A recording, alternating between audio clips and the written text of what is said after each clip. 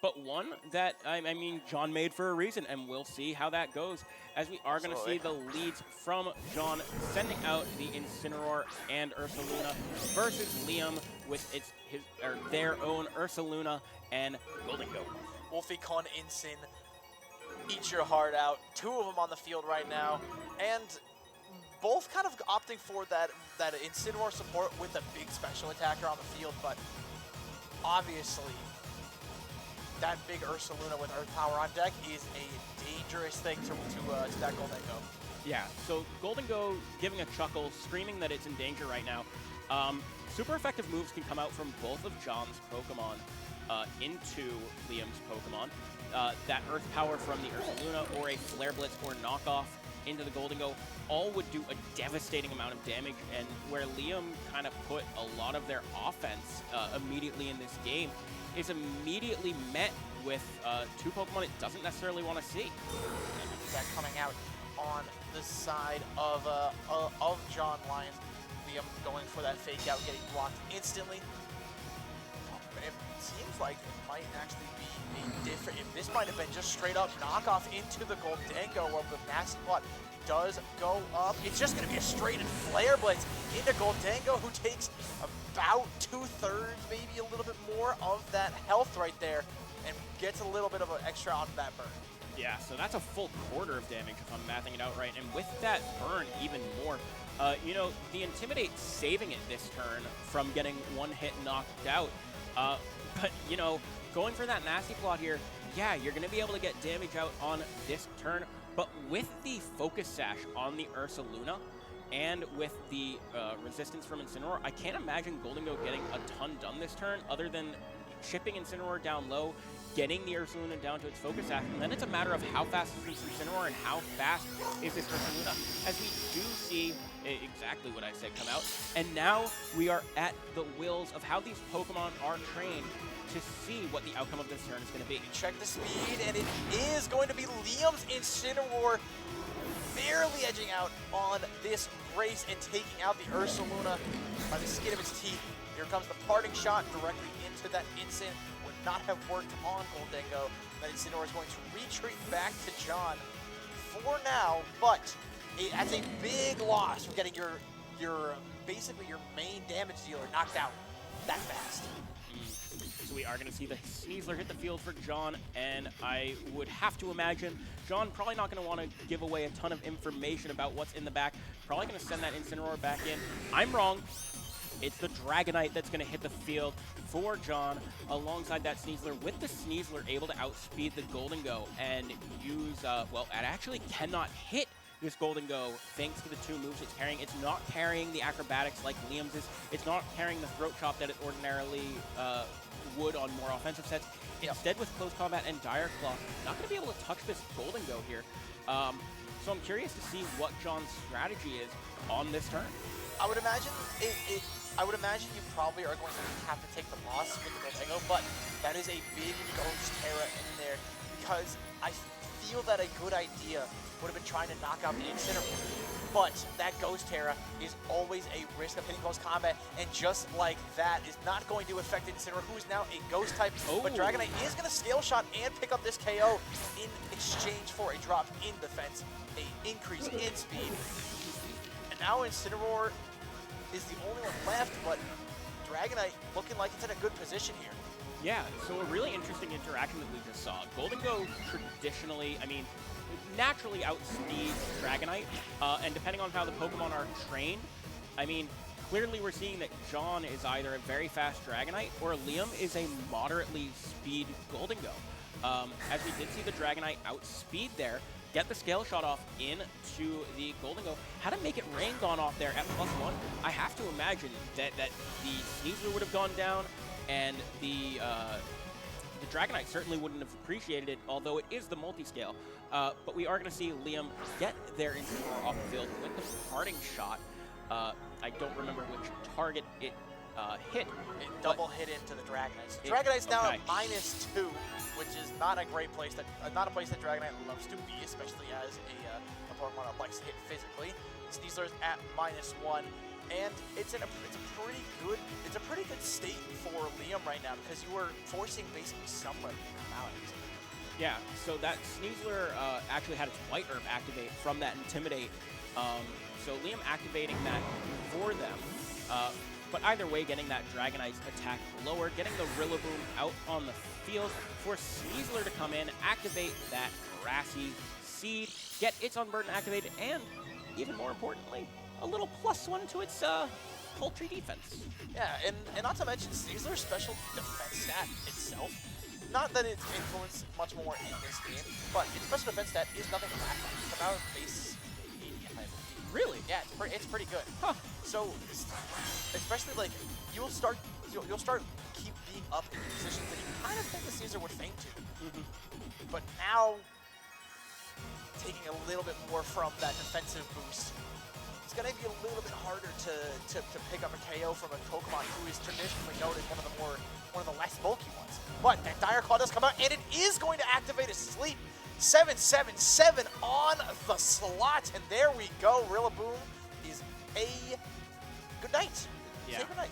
So a nap in the meadow for Rillaboom it is, as Sneasler again is on the field unscathed.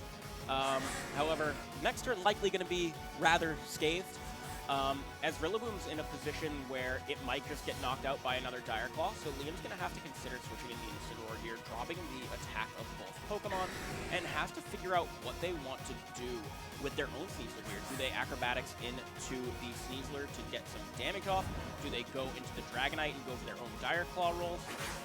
And we'll see the Dire Claw come out from John's side into the Rillaboom, going to pick up that knockout. So this is actually a fantastic play from John Lyon. I think a lot of people in this position would feel really, really pressured to throw Incineroar back in, to get Dragonite back to its level, get an Intimidate on to that Sneasler and or the Rillaboom. But because you forced this KO, Incineroar now comes in. It drops Dragonite down back to -1 after that haze. You switch in Incineroar, basically everyone on that side who are both physical attackers are going to be at -1 for the rest of the match. So I think a very cool play from John there to go for Haze, you know, clearing that defense boost from Sneasler and clearing its own drops, including its defense drop from its Scale Shot earlier. And yes, it's speed, but that was much less relevant here. So a pretty cool play from John there. And now in a position where he could just go for a Protect and a Coaching, knowing that the Sneasler is in danger of getting knocked out and won't get a lot done at this turn, gonna put the eggs in the basket of the Dragonite doing the damage for the rest of this game. Yeah, Dragonite, and especially because now if the Incineroar does come in, giving that Intimidate drop to both that Incineroar and Incineroar and Liam's Sneasler here, which on Sulfur's knockout is going to happen. Dragonite is set up with still a multi-scale. Yep. So a lot of different interactions have to happen for Liam to come back into this game. The kind of thing you're hoping for is that if you're Liam, you need to get those Dire Claw to hit something. Paralysis, it would rather be a sleep or a paralysis, but it's got to hit something. Yeah, last round we just saw, well, I unfortunately spoke into existence that lucky critical hit with the Woodhammer. We'll see if the dice are in Liam's favor still with that Dire Claw roll, because ultimately the way I'm seeing things are Dire Claw needs to get a great status into this Dragonite, and wow, no fake out. There it is! Wow. And Sneasler putting that Dragonite to sleep. Crucially, I'm curious why there was no fake out from either side here, or rather from John's side into that Sneasler, and no protects from Liam's side, very curiously. Oh, wow. Wow. Big amount of damage from John's knockoff into that now Ghost-type Incineroar. Again, a very good roll from that Dire Claw. Curious about why there were no protects there. And, you know, had Dragonite made it through that turn, that Scale Shot would have been devastating. Yeah, and now you are rolling the dice on sleep as well as being outsped by this Sneasler in a really risky position for Incineroar in multiple different ways. Not to mention, Dragonite may have gotten those boosts, but if you can't move for a couple of turns, you are looking at a Dragonite who now does not have the loaded dice for Scale Shot at all. Yeah, I completely neglected to notice that. Thank you, Jared. There's another Dire Claw into there. Can't do a status on something that's already sleeping. No sirree. As we are going to see another Dire Claw go to that slot, a Flare Blitz go into the Dragonite. Very smart of Liam, knowing that that is, I think, a bit stronger than a... No, neutral knockoff is actually a bit stronger than a resisted Flare Blitz. So, my mistake. Silly, Liam, why did you do that? Maybe potentially hoping if it was a wake-up that Flare Blitz did get a burn afterwards, but kind of hopeful thinking, I guess, on my part. Absolutely. So Liam is going to have to lock in another Dire Claw into this Dragonite, and we'll see how much damage it can get done. Is it enough for knockout? No, this Dragonite, with that coaching boost, is able to sit through the turn, but with that maximum amount of sleep turns, do we see a burn here? If we see a burn, that could do it. And no, we are going to see the Dragonite make it through the turn. And I believe that Liam is actually still going to lose this match, as Liam can only target one of these Pokemon here. I believe Dragonite has taken all of its required turns of sleep and will wake up here. The only out for Liam here is a Scale Shot miss that I, again, don't want to speak into existence.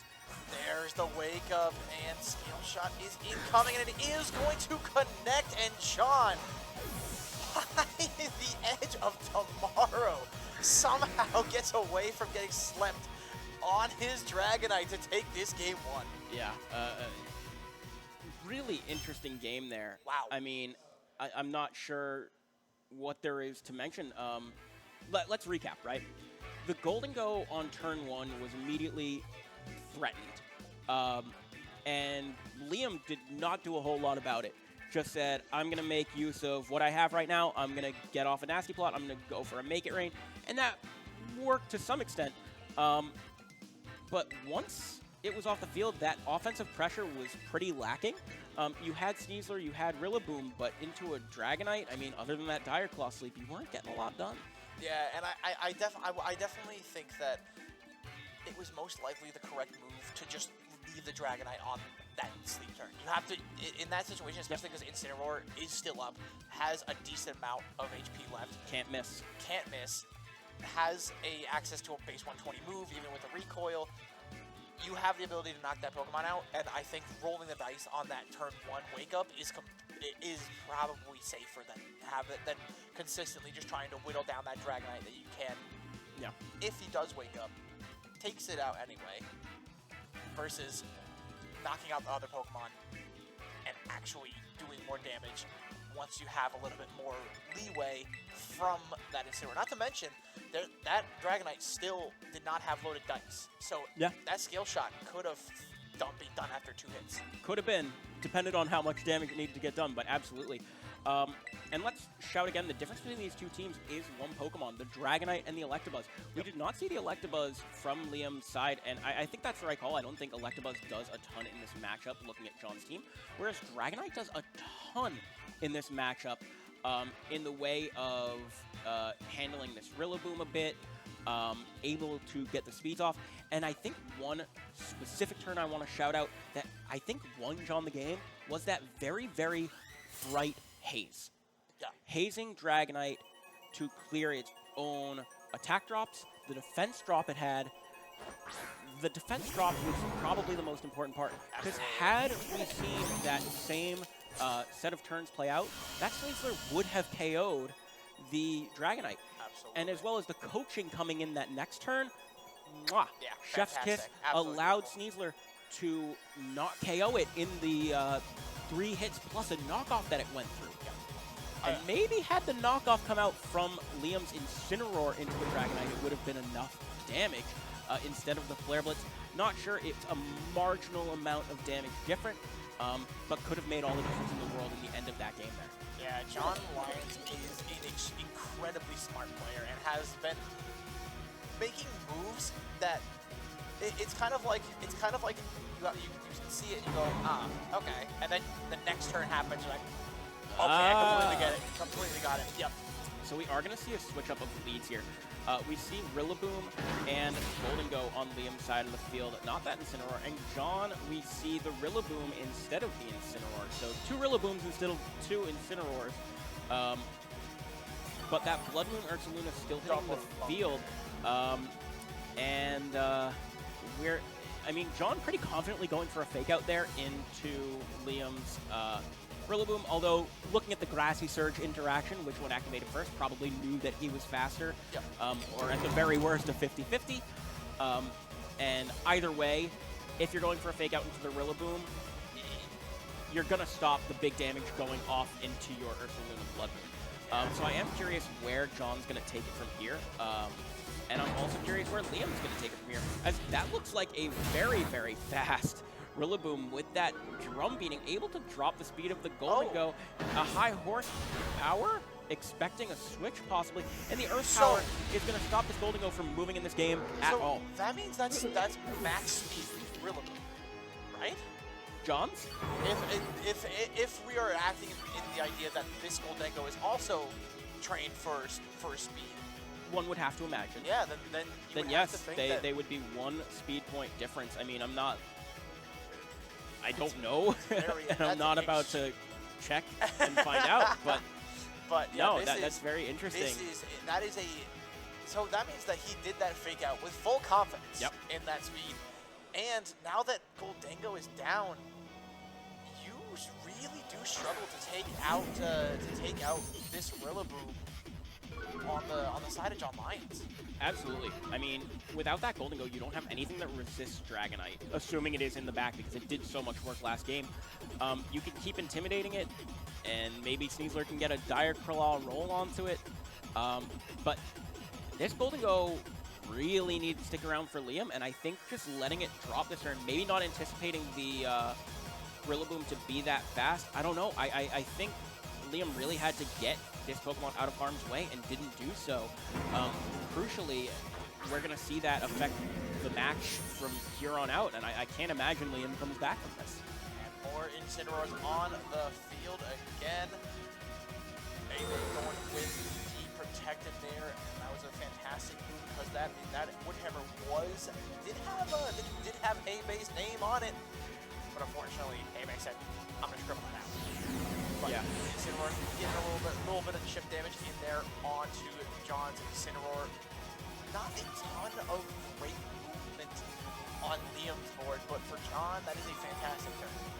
Yeah, I mean, John coming away this turn feeling pretty good. Again, I think Liam is seeing where they made their mistake here with just a Rillaboom, Incineroar, and the Sneasler that they have in back that they're now bringing out. Wait, not gonna have. This could potentially be so cooking. Oh my god. Oh. Wait a minute. So walk me through it. So, just switched to Sneasler, and then so most likely you're not going to unless it's a hard read here. Probably not going to get Earth Power to be slot. Oh wait. Oh wait. Maybe this isn't cooking. Maybe it's cooking. Is it cooking? I mean, are you expecting a Flare Blitz into the I Rillaboom slot? maybe I missed it on the second one. I did. I thought that Liam had parting shotted into the Sneasler on switch-in, and my Sneasler is White Herb, so I expected that to be like the proc into it. But if you're John Lyons, that would have been cooking. if you're John Lyons, it would have been cooking. Not in Liam's set, but does get Rillaboom back on. And no! That is a tragedy. I mean, it was already looking bad for Liam, but as if they didn't need any more emotional damage, a critical hit through the Grassy Seed there is almost definitely going to seal this game up. Tragic. It's Incineroar versus Incineroar. 2 of these Pokemon can switch out. 2 of these Pokemon can't. Liam sees the writing on the wall. And I don't imagine any amount of luck can get you out of this position. When John can just be pivoting around with these Pokemon, likely has that Dragonite in the back, which is not going to be taking a lot of damage from either of these 2 Pokemon. The Ursaluna Blood Moon still in the back with its Focus Sash intact.